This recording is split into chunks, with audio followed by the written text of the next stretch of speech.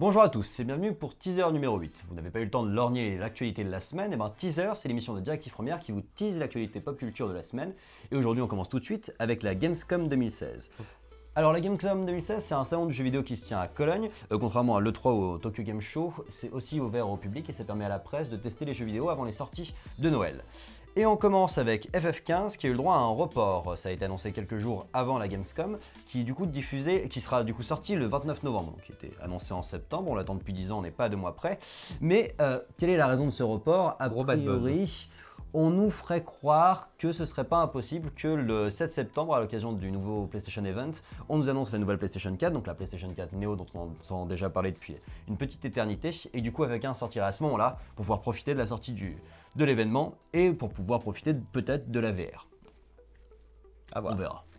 Metal Gear Survive, donc Konami a eu la bonne idée d'annoncer un nouveau Metal Gear Solid après avoir humblement chié sur le précédent. Donc je rappelle que Konami a envoyé se faire foutre Kojima, qui est quand même leur créateur le plus prolifique.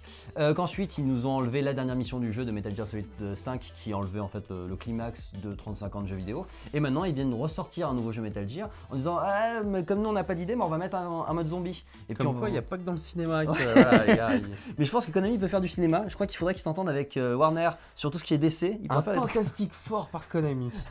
Allons-y. Donc en fait voilà, ce sera un jeu qui se jouera jusqu'à 4 en coopération.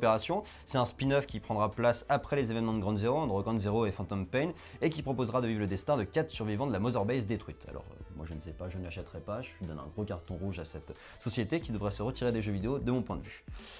On enchaîne avec Resident Evil 7 et cette fois-ci on ne parle pas du film et Dieu merci parce qu'ils ont eu la bonne idée de revenir aux sources, ou pas vraiment de revenir aux sources parce qu'ils vont faire quelque chose qui ressemble assez au Resident Evil ou assez au jeu d'horreur que voulait faire Kojima à l'époque. Voilà, un nouveau trailer, ambiance FPS horrifique, enfin pas FPS, plutôt première vue mais sans beaucoup d'armes. Ça m'a l'air fort sympathique. Les images avaient l'air jolies maintenant, tout le monde fait des jeux jolis, après est-ce qu'ils font des jeux bons? C'est voilà, pour ne jamais été un fan de Resident Evil. Mais... Ouais. Ce qui est intéressant, je trouvais ça intéressant que tu me dises ça, c'est que le Resident Evil avait quand même eu l'intelligence, alors ils se sont fait critiquer sur le 4, 5, 6, de changer de formule tous les 3 épisodes. Le 1, 2, 3 c'était très survival horror, un certain style. Le 4, 5, 6 c'était beaucoup plus FPS, beaucoup plus action, et moi il y en a que j'ai aimé, d'autres que j'ai moins aimé. Et là on repart sur quelque chose d'assez différent finalement. Et ça je trouve ça assez louable, dans le sens où si c'est pour faire 10 numéros d'un seul et même jeu, ça n'a pas grand intérêt. Au moins peut-être que ça attire des nouveaux consommateurs. Allez, Injustice 2. Vas-y, je t'en prie, parce que je sais que c'est toi qui fais l'essai. Officialisation d'Harley Quinn, donc des nouveaux costumes pour Harley Quinn et Deadshot. Pas non plus d'énormes surprises. Si Harley Quinn m'a rappelé un vieux jeu sur la PlayStation, Pandoragon, je sais pas quoi, enfin un truc bien merdique. Ouais, retour aux sources. Voilà quoi, enfin le Injustice 2, je vois pas ce qu'il va apporter de plus au Injustice 1. C'est surtout que là l'annonce a été attention, 2 nouveaux persos. Oui, mais enfin on s'en doutait que c'était les 2 de Suicide Squad quoi. Ils sont déjà en plus. Ils étaient en tout cas hein. Voilà, ils ont annoncé qu'ils seraient de retour pour Injustice 2. À voir. Seul moi qui m'intéresse, c'est Atrocitus, voilà. Donc, à voir. On croise les doigts. Tekken 7.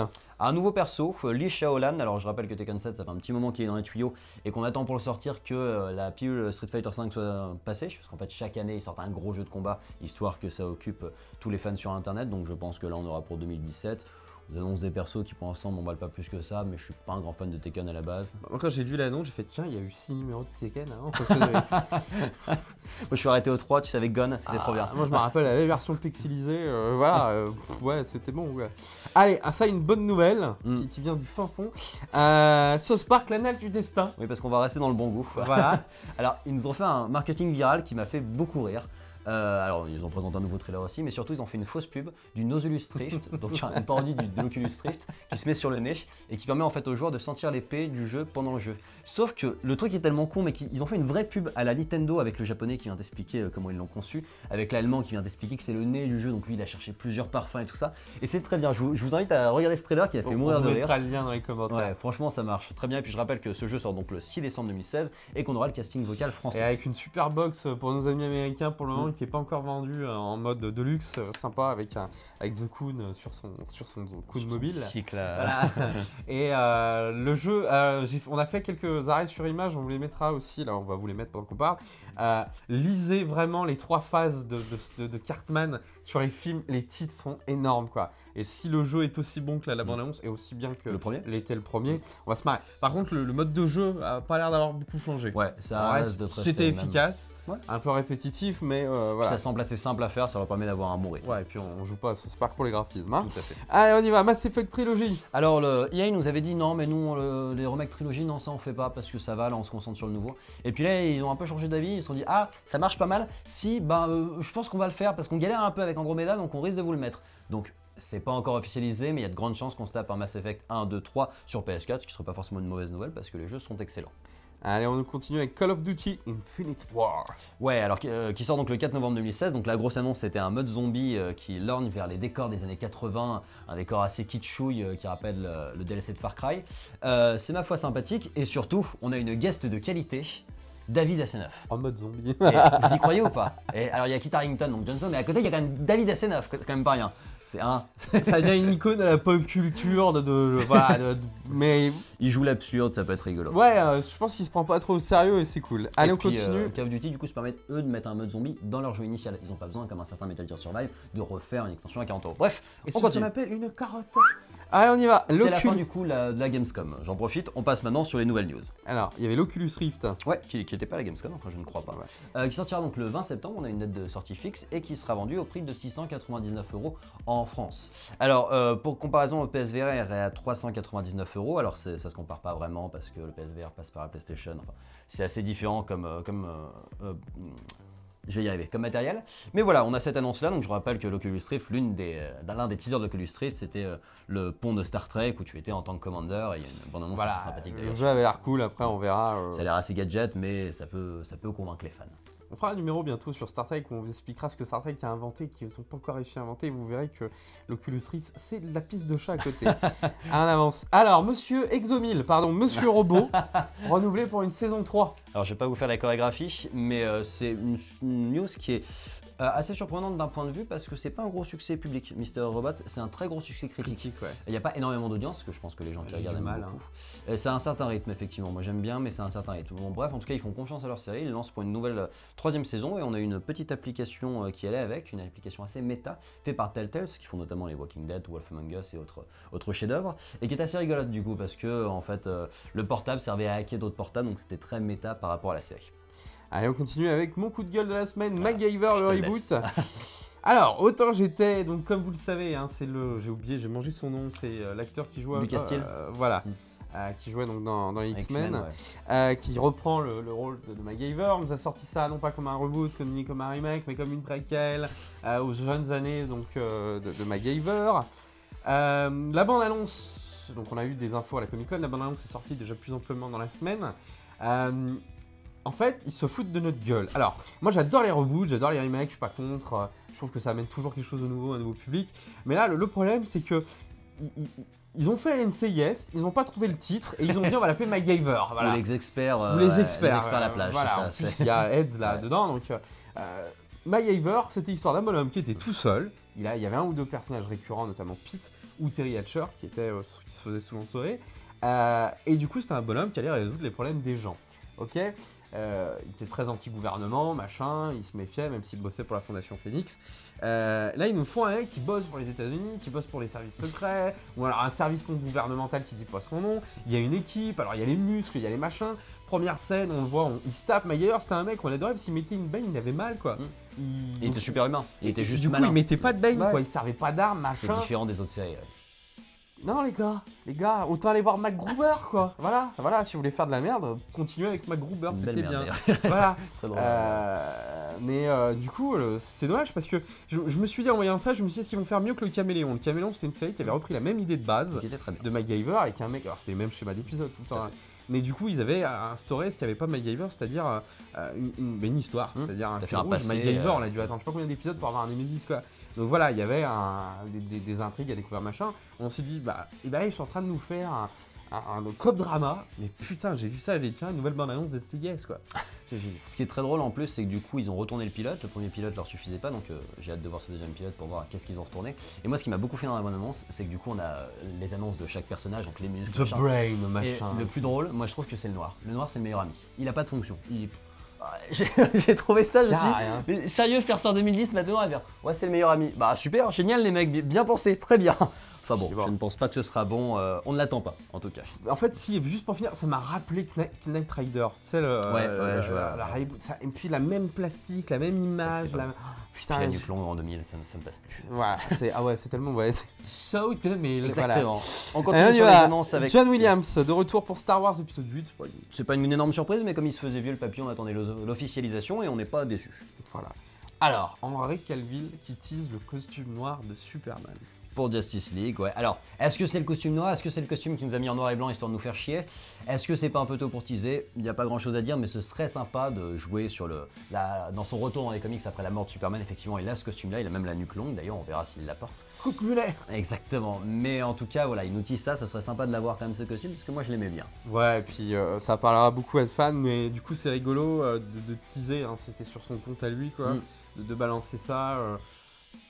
Je sais pas ce qu'il faut en dire, c'est rigolo. Voilà, Ouais, peut-être un peu tôt pour teaser Justice League, faut pas qu'il fasse la même erreur Commencez que pas à Batman nous versus décevoir, Superman. vous aurez le temps, quoi. Voilà. Travaillez sur le film, après vous ferez la promo. Allez, en parlant de déception ou pas, Nathalie Portman qui définitivement le MCU, enfin, elle n'a jamais été très fan Elle est du truc. exclue du MCU, enfin exclue, manière de dire. Elle revient pas en fait pour Thor 3 parce que manifestement ils en avaient pas besoin et elle nous a dit qu'a priori il n'y avait pas de plan pour la suite, donc on ne reverra pas. Oui, et Nathalie puis elle a Portman jamais avant un caché petit moment. que C'était pas son gros kiff. pas son gros kiff, voilà. Effectivement. Bah oui, on verra. J'espère juste qu'il y aura une vraie fin narrative sur ce perso parce qu'il était important dans l'univers de Thor, donc ce serait chouette que voilà, on nous dise quelque chose et pas qu'on l'oublie. À voir. genre il est mort dans un accident d'avion. Comme Sean Connery dans Indiana Jones. Voilà. Un nouveau pilote du côté de Marvel, du coup, le pilote de Runaway, qui est un comics fort sympathique, par Brian K. Vaughan, qui est notamment responsable des sagas, qui sont un excellent comics, je vous les recommande, qui est commandé par la plateforme Hulu, que je ne connais pas, qui est une plateforme américaine un peu plus réputée là-bas. Alors, Runaway, c'est l'histoire en fait de jeunes ados qui découvrent des super pouvoirs et qui vont affronter leurs parents qui sont des super vilains. C'est un concept qui est assez sympa, qui est assez cool, qui a vraiment une ambiance teenager très réussie. Et c'est fait pour être une série depuis toujours. Il y a vraiment un rythme de publication très sériel. Donc moi, c'est quelque chose que j'attends. Je trouve ça très sympathique. D'ailleurs, il y a un certain Josh Whedon qui avait travaillé sur les scénarios d'une partie de Runaway, donc ce serait rigolo de le revoir à la réalisation pour l'occasion. Le seul petit bémol que je mets, c'est qu'ils nous ont annoncé les showrunners en fait de cette série, et c'est John Swartz et Stephanie Savage qui a œuvré sur Gossip Girl et Newport Beach. Alors s'il y a bien un défaut à pas faire avec Runaway, c'est de faire une série teenager à la con, faut faire une série teenager intelligente. Et bon, ces deux noms, c'est pas des séries teenagers très intéressantes de mon point de vue. J'ai envie de me casser déjà. Là. Ouais, déjà ça fait peur. Après, peut-être qu'ils seront bien entourés derrière. Ce serait vraiment dommage qu'ils loupent ça parce que Runaway, ça peut être vraiment très sympa. Allez, on passe à Harry Potter. Oui, Harry Potter du coup qui nous a annoncé, enfin J.K. Rowling qui nous a annoncé 3 nouveaux livres sous forme de nouvelles, dont un consacré à McGonagall et Lupin, et ça je suis un peu hypé parce que j'aime bien ces personnages, avec la particularité que ce sera seulement en e-book et que ça sortira le 6 septembre partout. Donc pas seulement en Angleterre, en France aussi, en Allemagne et compagnie. J'en profite pour rappeler que Harry Potter et l'Enfant Maudit est toujours attendu pour le 14 octobre en France, il est déjà sorti en Angleterre, c'est donc la novélisation de la pièce de théâtre et qui marche fort bien, les critiques sont plutôt positives. Allez, on continue avec la fin de Bleach après 15 ans de publication. Tout à fait. Alors du coup, on a eu une fin au dessin animé, on nous avait annoncé qu'il y aurait une grosse annonce à la suite, au dessin animé, au manga, pardon, on nous avait annoncé qu'il y aurait une grosse annonce à la suite de ça. Donc la grosse annonce, c'est le film live, qui était dans les cartons depuis un petit moment, donc on n'est pas vraiment surpris. Et surtout, la fin a plutôt déçu les fans, et il semblerait que le mangaka était obligé de finir son manga quand il le voulait pas, pour coïncider avec les 15 ans de la série. Et c'est un peu dommage, parce que paraît-il que c'est un petit peu à chier. Moi, je suis pas encore arrivé à là, donc je ne vous donnerai pas mon avis sur la question. Mais les fans sont en colère, et ça fait office de mauvaise fanfic. On continue malheureusement avec Kenny Barker qui nous a quittés à l'âge de 81 ans. Tout à fait, une nouvelle un peu moins sympathique. Donc du coup, l'acteur qui a interprété R2D2 nous a quittés, donc 81 ans. Il y a eu des tweets très jolis de la part de toute l'équipe, aussi bien de George Lucas que de Mark Hamill. On souhaite que la force reste avec lui pour génération toujours. aussi. Tout Voilà. à fait. J'en profite pour rebondir sur 2 autres annonces qui sont passées à la trappe. Le nouveau dessin animé Batman rendant hommage à la série télé des années 60. Alors sachant qu'il y a déjà un comics s'il le fait, Ouais, tout à avec Adam West qui reprend son rôle, et j'ai oublié le nom de l'acolyte, donc Robin qui reprend aussi son rôle. Il y a le casting original Catwoman aussi, je crois. Et du coup, la bande-annonce est très rigolote, elle est très méta, ils parlent, ils sont dans une sorte de, vous verrez, on va vous mettre le lien, ils sont dans une sorte de bouffe de cantine géante, ils vont passer au four, et grâce au Blu-ray justement, Batman, donc le titre c'est Batman Return of the Caped Crusader. Voilà, il se sauve, donc c'est très kitschouille et on en attend beaucoup. Et ça en dit beaucoup en ce moment de DC Comics, qui a vraiment une double ligne éditoriale. Une, justement, on allait en parler avec par exemple Justice League Action, qui est vraiment centré humour, qui est vraiment centré comme Teen Titan Go pour à la fois les enfants et les jeunes ados, parce que c'est référencé, mais ça reste quand même une lecture un peu pipi caca, même si moi Teen Titan Go me fait beaucoup rire. Justification, c'est clairement de l'humour là-dessus, et une autre avec des choses vachement plus adultes, vachement plus sombres, comme on a pu le voir avec The Killing Joke, ou avec ce genre de Blu-ray qui arrivent, qui sont ultra référencés et qui parlent forcément à une génération qui est presque même avant les années 80. C'est-à-dire que moi je connais la moitié de tout ça parce que série des années quand 60. t'étais malade, Batman. sur France 3 c'est si diffusé avant le C'était- Cosby d'accord. Show, gamin. Quoi. Donc voilà. Puis nous on s'en rend pas forcément compte, mais Sur aux États-Unis, FR3. cette série Batman des années 60 a excessivement Voilà. bien marché. Il y a un set Lego qui est sorti il y a peu de temps et elle est très, très rétro Sans et vous faire il y a un des tour, fans. hein, voilà, Andy Warhol, tout ça, se sont inspirés et ont inspiré la série. Enfin bref, ça vient d'un moment de pop culture américaine qui est Très très kitschouille, important. hein, voilà. très kitschouille quand même. Mais, Aujourd'hui ça passerait pas. Mais, Préparez-vous à en avoir ouais. plein les yeux. tout à voilà. fait.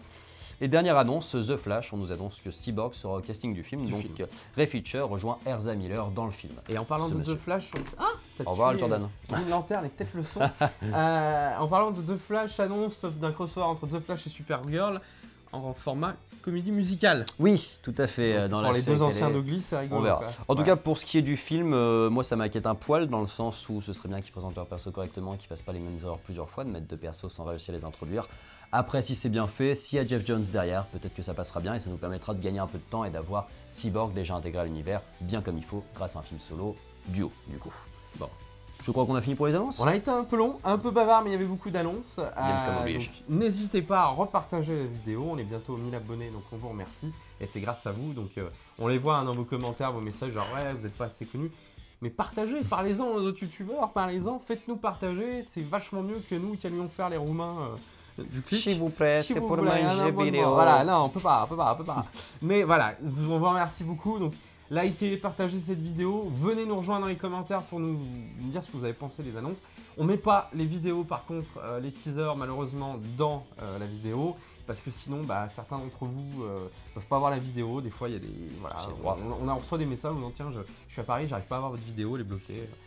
On pige pas, donc on les met dans les commentaires, dans la description, on vous mettra tous les liens des annonces. Et n'hésitez pas à venir donc commenter avec nous ce que vous avez pensé, ce que vous attendez de tous ces films et si vous êtes d'accord ou pas avec nous. Voilà, on vous remercie, likez, partagez, foutez un pouce bleu et puis abonnez-vous les enfants. Oui, abonnez-vous. À très bientôt et puis on vous donne rendez-vous pour un prochain teaser très prochainement pour parler des Star Trek. clins d'œil et easter eggs de Voilà, Star Trek sur Star Trek. avec Cyril qui gère grave sur ce domaine. Allez, c'est À tout la pour nous prochaine. aujourd'hui, vous pouvez désormais procrastiner en paix. Ciao.